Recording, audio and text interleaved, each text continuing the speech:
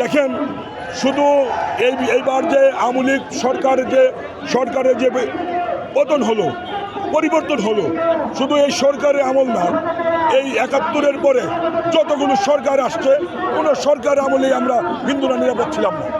যতটা সরকার পরিবর্তন হচ্ছে ততটাই আমরা আমাদের উপরে অত্যাচার হয়েছে। একটা সরকারের আমলে নিরাপত্তা ছিলাম না।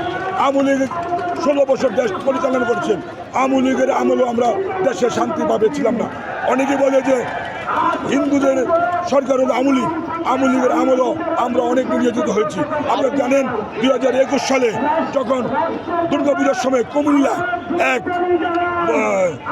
মন্দিরে পবিত্র কোরআন শরীফ রাখা হয়, সেই কোরআন শরীফকে কেন্দ্র করে আমাদের হাজার হাজার বাড়ি ঘরে লুটপাট করা হয়, অনেক মন্দির ভাঙানো হয়, আমাদের অষ্টমীতে আমাদের ঠাকুর বিসর্জন দিতে হয়।